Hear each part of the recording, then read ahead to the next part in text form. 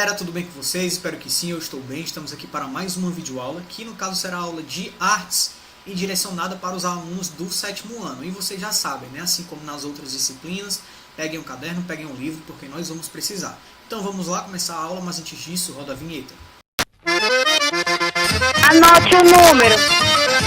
Galera, sabemos que estamos iniciando mais uma etapa nas nossas atividades acadêmicas, né? Estamos iniciando o 3º bimestre e logo no início da pandemia, né, da nossa reclusão social, nós precisamos priorizar algumas disciplinas, como geografia e história, certo? Claro, em um determinado momento nós iremos dar início, reiniciar a disciplina de artes e chegou o momento, né? Hoje a gente está reiniciando as atividades. Eu não era o professor de artes de vocês, né? Agora estou como professor de artes de vocês. Então acredito que a professora ou o professor de vocês, ele tenha conseguido concluir pelo menos o capítulo 1 do módulo 1, tá? Então o que é que vai acontecer? A gente vai reiniciar as nossas aulas, né, do módulo 1 a partir do capítulo 2, tá? Então o capítulo 2 do módulo 1 fala sobre a dança, desde a Idade Média até o balé profissional. Então nessa perspectiva a gente vai entender um pouco da história da dança, né, partindo ali do período medieval e passando pelas danças nas cortes, pelos bailes de máscara, né, no Renascimento e pelo processo também de profissionalização da dança. Então a gente vai entender isso no decorrer dessa nossa aula. É uma aula bem tranquila. Acredito que vai ser uma aula de certa forma curta, né? Até porque é um assunto tranquilo, sem grandes complicações, né? A disciplina é tranquila, certo? Então vamos lá. Galera, o que é que a gente tem ali no século XIV, quando a gente fala de Idade Média, quando a gente fala do início do Renascimento também? Naquele período ali, a gente tinha uma doença, né? Uma doença acabou assolando ali a população, principalmente no contexto da Europa, no caso a peste negra, tá? A peste negra, claro, como uma doença, né, apareciam vários sintomas, né, como por exemplo desestruturação corporal, manchas na pele, enfim. E também o principal sintoma que era bem reconhecido pela sociedade eram as convulsões, tá? Eram os ataques epiléticos, no caso em que a população, né, que a pessoa, no caso, que apresentava esse sintoma, acabava se desestruturando corporalmente, né, caía no chão, enfim, passava mal de fato, tá?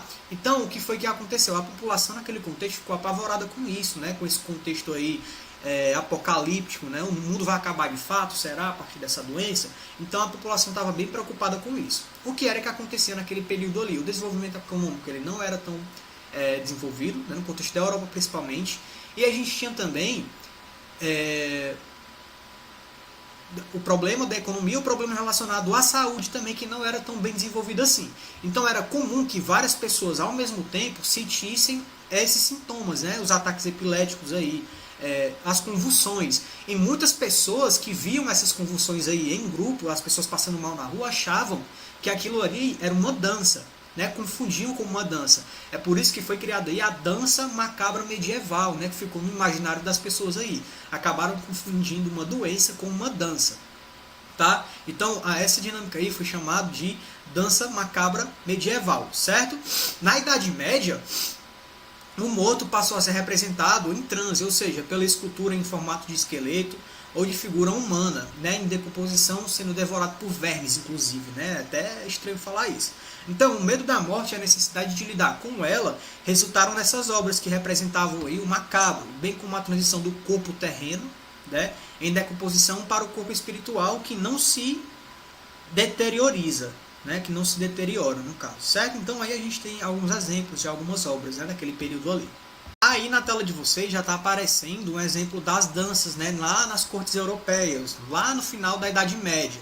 Então a organização social feudal se transformou nas cortes europeias, né, e a igreja perdeu alguns poderes. Então começaram a ser criadas as danças de corte, né, com danças inspiradas aí nas danças populares, mas com gestos solenes, né, postura ereta e passos deslizantes também, tá? Assim, lá no século XV, surgiram os mestres de dança, né, que criavam passos e posturas a serem ensinados para a corte, e danças como a pavana e a galharda, certo? Em que se destacavam principalmente os movimentos dos pés, com pequenos saltos e decolamentos com base em linhas e figuras geométricas, certos deslocamentos. Já que as roupas restringiam os movimentos dos indivíduos, tá? Então, a pavera era lenta, a pavana no caso, né? E os casais desfilavam com passos para frente e para trás. E a galharda era dançada mais rapidamente com pequenos saltos. Então a gente tem exemplos de dança no período ali das cortes europeias, certo? Final da Idade Média, no caso. Então, gente, com a população da dança, né, nas cortes europeias, espetáculos que uniam música, dança, declamação de poemas e mímica tornaram-se cada vez mais comuns entre os nobres, né, dando origem ao balé da corte, certo? Então, os primeiros balés de corte eram mais simples, também conhecidos como balés mascarados, sendo realizados com pequenas danças e uma grande dança coletiva no final. Então, o nome mascarado vinha do uso dos figurinos, de fato, né, elaborados, que quase sempre contavam com uma máscara. Então, esses bailes, né, desses bailes aí, se originaram nos momos medievais. Quando a gente fala em momo, a gente está falando da festa popular com máscara e boneco gigante, né, que se dançava a mourisca. Então, os momos influenciaram, claro, os bailes de máscaras, inclusive os carnavalescos, com dança de entretenimento em diversas partes do mundo, certo? Então aí na tela de vocês está aparecendo o exemplo, né? O balé comique de la Renée. Aí, então, galera, esse é um bom exemplo que o livro de vocês trata muito bem, certo? A partir disso surge o questionamento.